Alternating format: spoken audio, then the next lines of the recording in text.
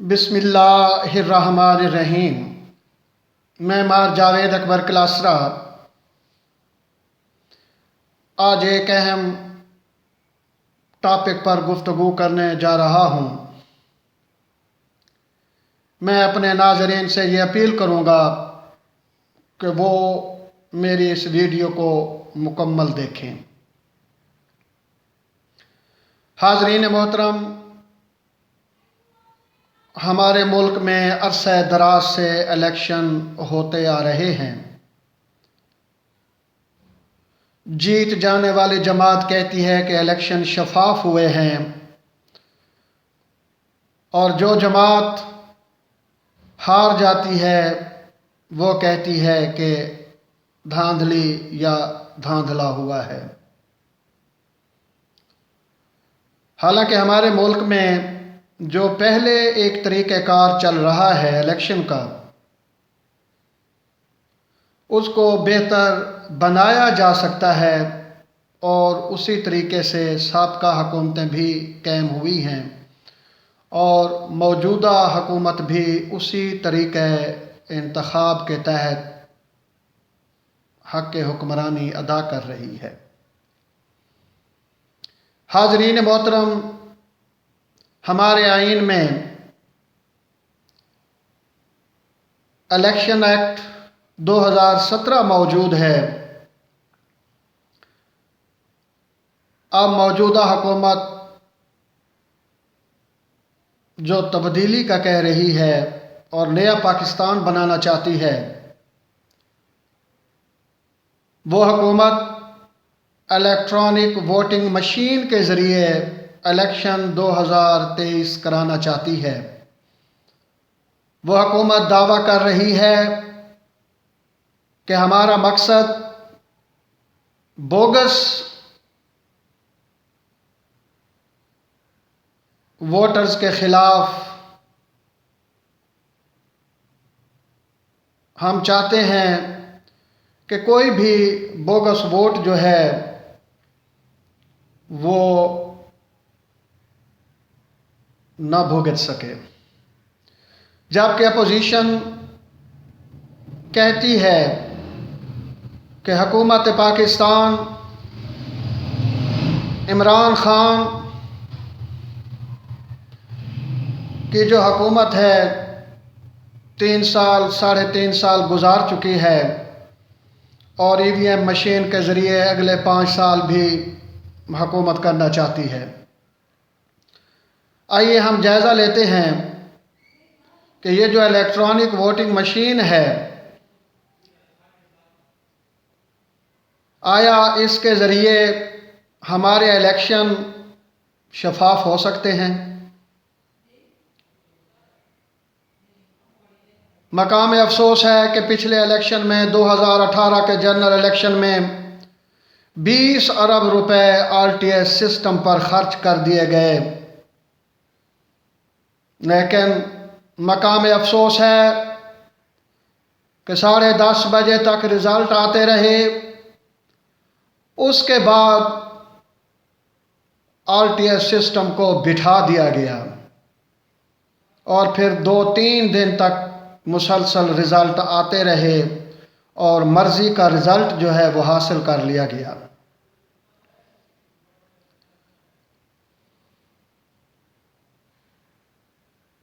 अगर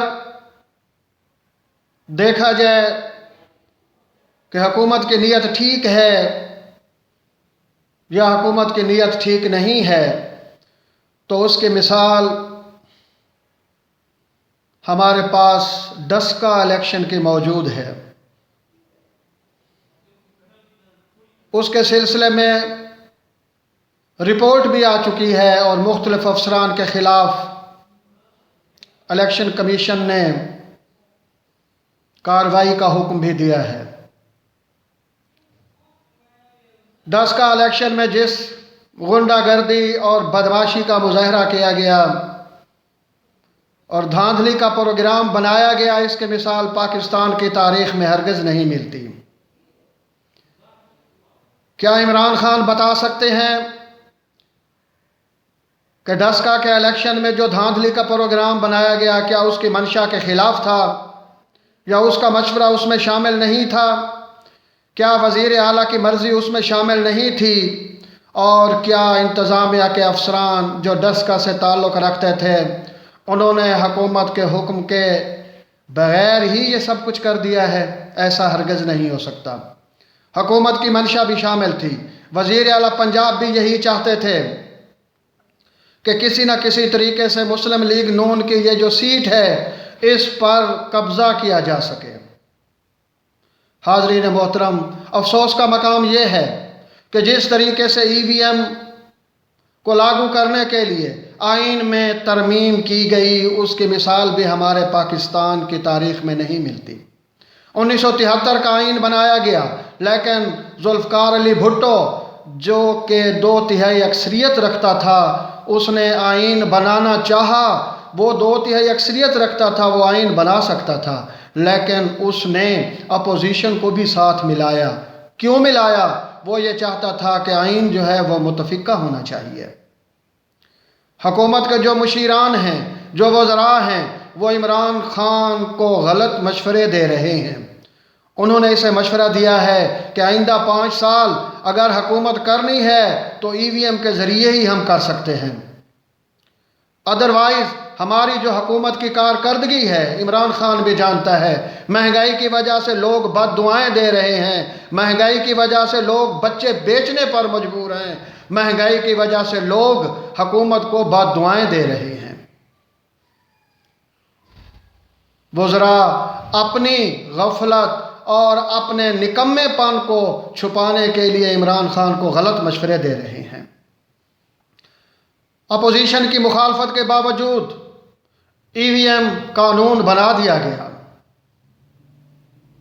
और हुकूमत ये समझती है और कि हम EVM के ज़रिए इलेक्शन करा लेंगे। हाज़रीन मोहतरम, इलेक्शन कमीशन ऑफ पाकिस्तान ने 37 एतराज़ात उठाए हैं EVM मशीन पर कि EVM मशीन के ज़रिए इलेक्शन कराना नामुमकिन है, शफाफ इलेक्शन नहीं हो सकते। क्या हुकूमत अपोजिशन की और इलेक्शन कमीशन की रजामंदी के बगैर EVM के ज़रिए इलेक्शन करा सकती है? हरगिज़ नहीं करा सकती। 2023 का इलेक्शन 2 साल कबल ही मुतनाज़ा बनाया जा रहा है। जिस तरीके से इंतखाबात पहले हो रहे हैं उसको थोड़ा सा बेहतर किया जा सकता है। उस इंतखाब में जो कोई खामियां हैं वो हुकूमत भी बता दे, अपोजिशन भी बता दे, उन खामियों को दूर किया जा सकता है। EVM का जो तजर्बा है, महरीन से जब हमने राब्ता किया है, महरीन कहते हैं कि EVM की मशीन को जो है टेम्पर किया जा सकता है। इसमें 1000-1500 का ऐसा डिवाइस फिट किया जा सकता है जो एक ही उम्मीदवार को तमाम वोट भेजता रहेगा, दूसरे उम्मीदवारों को वोट जाएंगे भी नहीं। EVM मशीन ये नहीं बात बता सकती कि ये जिस शख्स का इसके अंदर शिनाख्ती कार्ड डाला जा रहा है, आया ये डेड पर्सन है या जिंदा रहने वाला एक इंसान है। EVM मशीन के बटन को 10 रुपए की एल्फी के साथ नकारा किया जा सकता है। फिर ऐसा वक्त आएगा कि जब इलेक्शन होगा, प्रेजाइडिंग ऑफिसर या दूसरे लोग EVM मशीनों को लेकर गायब हो जाएंगे, जिसका रिकॉर्ड भी वो तब्दील कर सकते हैं, और पाकिस्तान में एक और तनाज़ा शुरू हो जाएगा। नाज़रीन मोहतरम, हमारा मुल्क एक गरीब मुल्क है। इलेक्शन 2018 पर 21 अरब रुपए खर्च किए गए।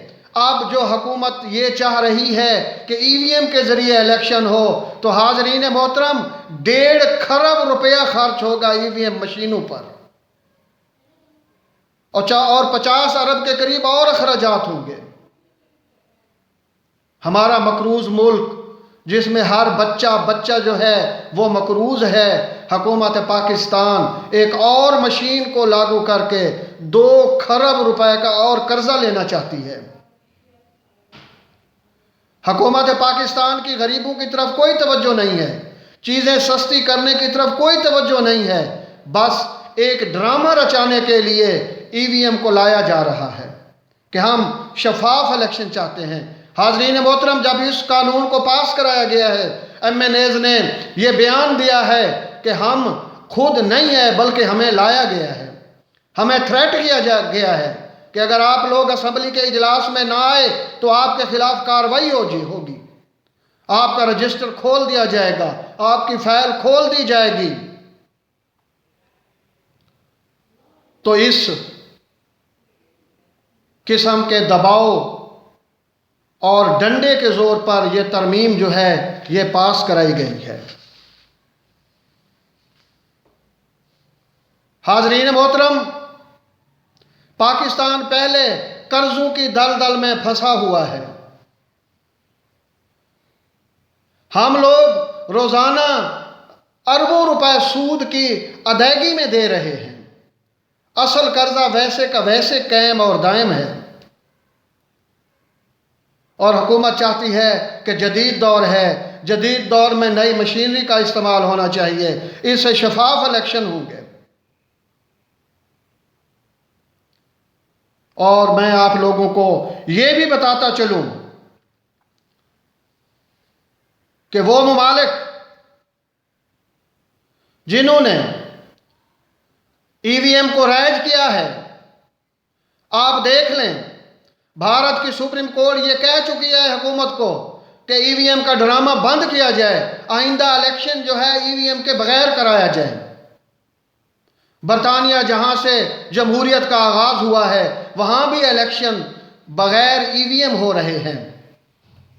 वो ममालिक जहां पहले ईवीएम राइज थी, मिसाल के तौर पर हॉलैंड है, जर्मनी है या दूसरे ममालिक हैं, वो उन लोगों ने ईवीएम का जो इस्तेमाल है वो बंद कर दिया है और उन्होंने कहा है कि ईवीएम के ज़रिए धांधली होती है, ईवीएम के ज़रिए मुखालिफ लोगों को हराया जा सकता है।